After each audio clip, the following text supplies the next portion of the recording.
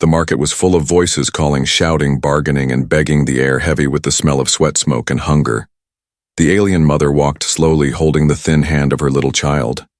Her eyes red from tears, her stomach empty from many days without food. The child looked weak. His ribs showing through his skin, he asked in a broken whisper, "Mother, when will we eat again?" She had no answer, only pain inside her chest. She moved between the stalls where others sold fruit, bread, metal, scraps, and even small animals, but she had nothing left to sell. No jewel, no cloth, no tool. She only had herself, her body, her breath, her life. She whispered to her child, "Forgive me, little one, I must do this for you." And then she stepped into the open square where buyers and traders passed by. Voices grew quiet when they saw her. She lifted her trembling arms and said, "Take me. I will work. I will cook. I will clean. I will do anything. Only give food to my child."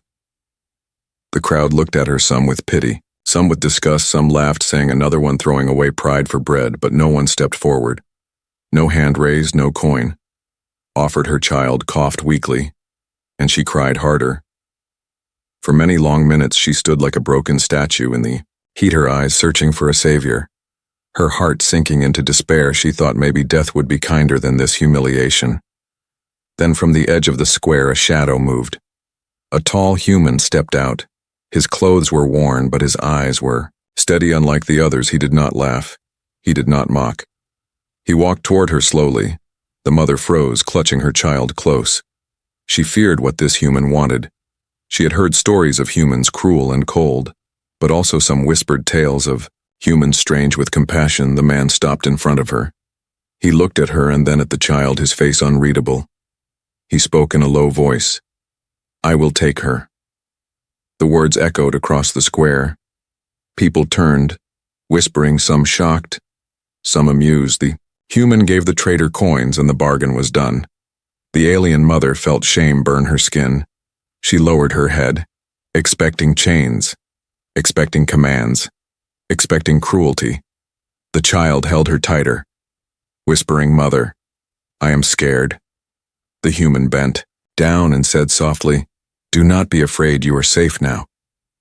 His words confused her heart because no buyer had ever spoken like that. He led them away from the market, down dusty streets, away from eyes that judged. The child stumbled and the human lifted him into his arms, carrying him as if he weighed nothing. The mother walked beside them, silent, her thoughts twisting. She wondered what price he would demand later, what bed she would be forced into, what life she had sold herself into.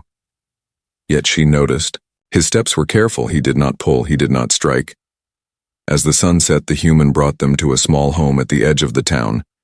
Inside was a single bed, a wooden table, and a fire burning low. He gave the child bread and a bowl of warm soup.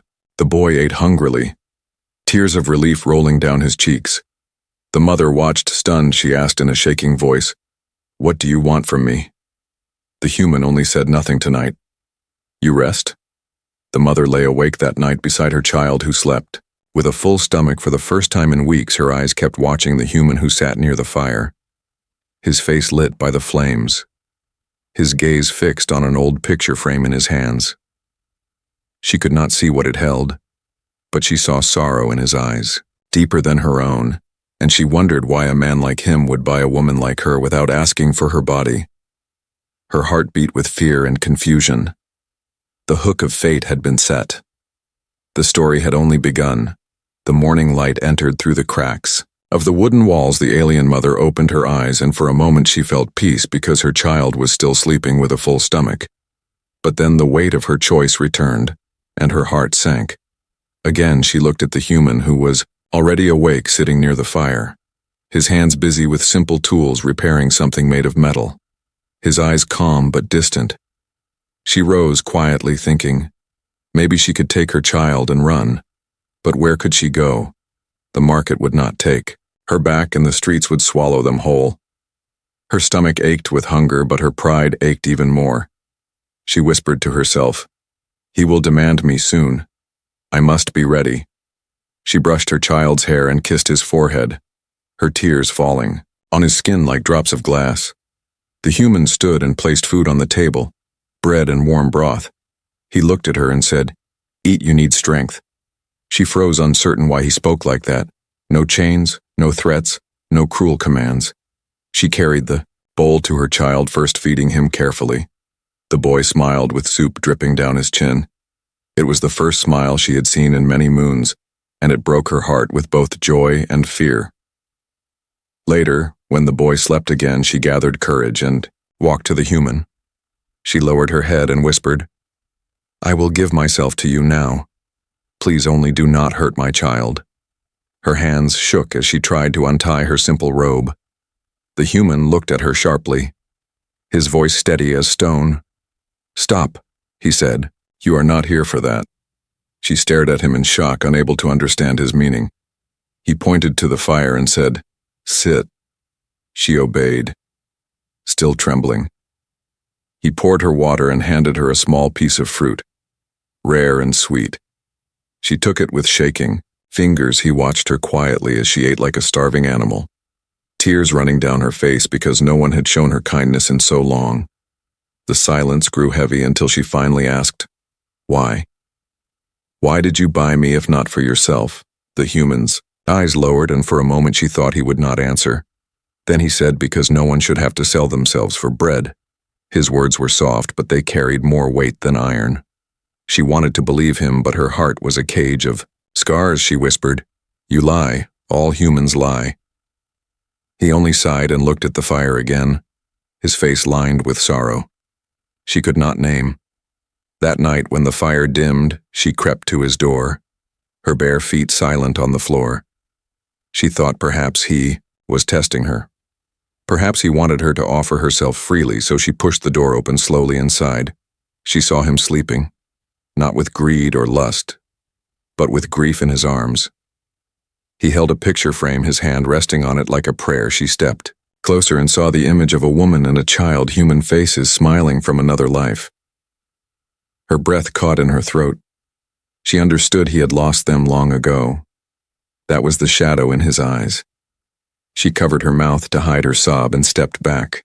Quietly closing the door behind her, she returned to her child and lay beside him, her mind burning with confusion, fear, and something new, something like hope.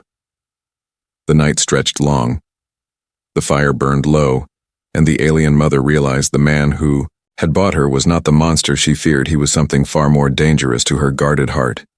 He was kind, and kindness was harder to face than cruelty, because it broke walls instead of building them. And now she could not sleep because she did not know what tomorrow would bring. The next morning, the little child woke with bright eyes, and for the first time in many moons he laughed, his small hands reaching for the bread on the table. His voice filled the small room with a fragile sound of joy. The alien mother sat frozen, watching him eat freely without fear. Her heart squeezed with emotions she could not name. Her lips trembled as if she wanted to laugh too, but the weight of her past held her down. The human watched the child, quietly, a faint smile touching his face. He poured water into a cup and placed it beside the boy, gently brushing crumbs from his cheek. The child looked up at him with wide eyes and asked softly, "Are you our father now?" The alien mother gasped and pulled her child close, whispering, "Hush. Do not say such things." Her eyes darted to the human, waiting for anger or mockery, but he only sat still, his gaze filled with shadows. Later that day, the human took them outside to gather firewood. The air was cool, and the trees whispered in the wind. The child ran between the trunks, laughing as he tried to carry sticks larger than his arms. The alien mother followed, watching nervously, afraid that soldiers or strangers would appear at any moment. The human kept a steady pace, always scanning the path, his movements careful as if danger might spring from every shadow. As the sun lowered, they returned with bundles of wood. The child sang a simple tune, his stomach now full and his spirit light. The mother felt warmth in her chest, seeing him alive and smiling. Yet she could not silence the voice in her head, warning her, "This peace will not last one day. He will demand his price one day. This kindness will vanish like smoke." She told herself. She must leave before that day comes. That night while the child slept, she packed what little food remained into a cloth.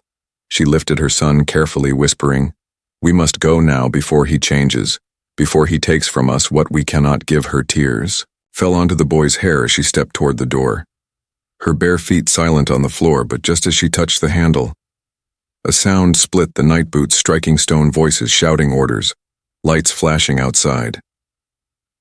The human rushed to the window. His jaw tightening, he hissed, "Stay low, they are searching for runaway soldiers moving door to door." The mother froze, clutching her son, her mind screaming, "This is the punishment for my weakness. They will take us. They will kill us." The human grabbed her arm and pulled them toward a hidden hatch beneath the floor. He lifted the wooden board and motioned them inside. The darkness smelled of dust and earth, but it was safety. They crouched in silence, the child's small body trembling against hers above them. Boots thundered. Voices barked questions, walls rattled as fists struck the doors of nearby homes. The mother pressed her hand over her child's mouth to stop his cry, her eyes wide with terror. The human sat beside them, calm, but tense, his hand resting on the hilt of a knife. The moment stretched like years until at last the voices faded and the boots moved away. When they climbed out again, the fire had burned low. The mother collapsed. Against the wall, shaking uncontrollably, she whispered, "Why did you risk this for us? They will kill you too." The human's voice was steady. "Because I could not let them take you, because no one deserves chains." Her breath caught at his words. She wanted to believe, but fear still held her heart. She turned away, hiding her tears. The child, however, did not hide. He crawled into the human's lap and laid his head on his chest, whispering, "Thank you," his small voice full of trust. The human closed his eyes and placed a hand gently on the boy's back, and in that quiet moment the alien mother felt something shift deep inside her, like a door opening, like light breaking through stone. She feared it, and yet she longed for it because it was hope. The night had left behind the sound of boots and shouts, but the echo still lived inside the alien mother's ears. She sat close to her child, her arms wrapped around him as if she could shield him from the whole world. Her eyes flicked to the human who stood by the window, his hand never leaving the knife at his side, his body tense, his breath slow. He was ready for another attack, ready to fight even if it meant his own blood. The child stirred and whispered softly, "Mother, are we safe now?" She kissed his hair and said, "Only for a moment, little one," but her heart was heavy because she did not know the answer. The human turned from the window, his face grim. "We cannot stay here." He said, "They will search again tomorrow, and the next day they will not stop until they find you both." She swallowed hard, fear twisting her stomach. "Where will we go?" she asked. His answer was simple, "Anywhere but here." Before dawn they left the house, the streets empty under pale light. The human led them through alleys and narrow passages, his steps careful, his eyes sharp. The child clung to his mother's hand, his small feet stumbling over stones. Every sound seemed too loud, every shadow seemed too deep. The mother's heart pounded with each step she felt, as if the walls themselves were watching, ready to betray them. They reached the edge of the town where an old tunnel lay hidden behind broken stone. The human lifted the cover and motioned them inside. The air smelled of rust and damp. The darkness thick, like a living thing. The mother hesitated, clutching her child, but the human spoke low and firm, "Trust me or they will find you." She closed her eyes and stepped inside, following his voice through the gloom. The tunnel twisted and turned, their footsteps echoed like whispers of ghosts. The child whimpered and the mother pressed him close, whispering comfort, though her own fear burned brighter with each step. Suddenly the human raised his hand, and they froze ahead. Voices drifted, faint but sharp, soldiers searching. Even here their words carried anger and greed, talking of rewards for catching alien runaways. The human motioned them into a side passage. Half collapsed, they crouched in silence. The mother could hear her own heartbeat louder than the boots passing. Above, dirt rained down from the ceiling, every second stretched like an eternity. She prayed for silence, she prayed for mercy. At last the voices faded, and the boots grew distant. The human exhaled slowly, his shoulders easing though his eyes stayed. sharp as they moved deeper into the tunnel. The mother noticed strange crates and papers scattered abandoned as if hidden long ago. The human knelt opening one of the crates. His face darkening. Inside were documents, seals of authority, lists of names, lists of those sold at the market. Her eyes widened as she realized the truth. The market was not just desperation, it was a trap designed by corrupt officials to profit from suffering. She whispered. They wanted us to starve, so they could sell us. They wanted mothers to break. They wanted children to be bait. Her voice cracked with rage and sorrow. The human closed the crate, his jaw tight. Yes, he said. And if they know I have you, they will not stop until we are all dead. The child tugged at his sleeve with innocent eyes, asking, why are they so cruel? The human lifted him gently and whispered, because greed blinds hearts, but you must not let it blind yours. The boy laid his head against the human's shoulder, trusting him completely.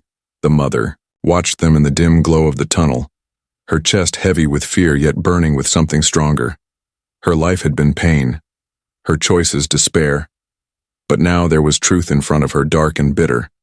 Yet it was truth, and beside it stood a man who risked everything for her and her child. She realized there was no going back. The path ahead was dangerous, filled with hunters and shadows, yet she would walk it, because this human walked beside her. The tunnel stretched on like an endless throat, swallowing them into silence. The alien mother carried her child close, her arms aching, but she would not let him fall behind. The human walked ahead, his torch casting flickering light across damp stone walls. His face was hard, his eyes searching every corner for danger.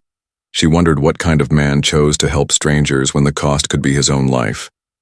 After many turns, they reached a chamber where the air felt heavier. Old crates and broken machines lay scattered like bones of forgotten battles. The human sat down, motioning them to rest. The mother lowered her child onto a blanket. The boy curled against her chest, falling asleep with soft breaths. She brushed his hair, whispering a lullaby, her voice trembling yet gentle. When the boy's eyes closed, she looked at the human, her voice low and sharp. Now tell me why you did this, why you bought me, why you risked your life. He stared at the ground, silent for a long time, then finally spoke. I was once a soldier. I fought for leaders who told us we were bringing peace, but all I saw was chains and graves. I deserted. I could not watch more innocents fall. Her breath caught as she listened, his words carrying scars deeper than wounds.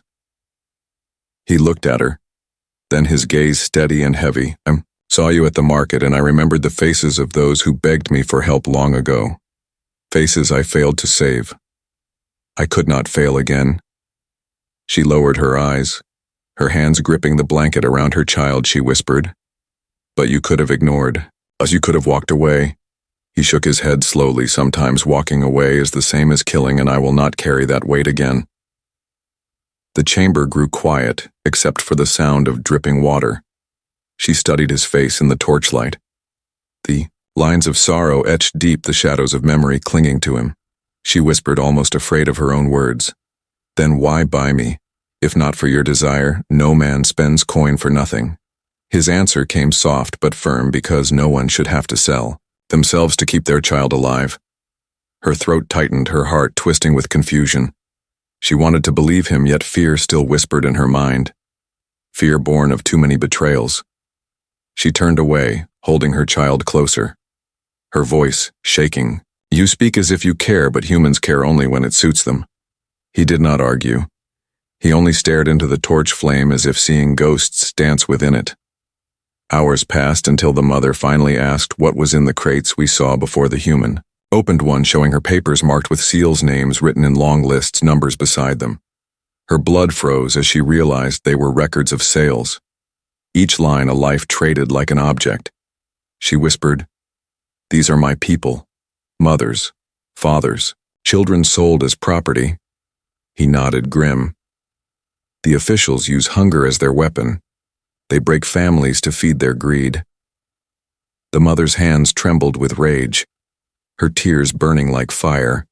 She wanted to tear the papers apart, to scream, until the stone walls cracked, but her child stirred in his sleep and she held her voice inside. She looked at the human again, her heart heavy with fear, yet also with something strange and new, because his eyes carried not greed but sorrow, and she saw he was chained, too chained by guilt, by memory, by choices that could not be undone. In that hidden chamber surrounded by proof of cruelty, the alien mother understood that her life was no longer only about survival. Now it was about truth, and maybe about something even greater, something she dared not name yet, but it lived inside her chest like a spark waiting for breath, and she feared it as much as she longed for it.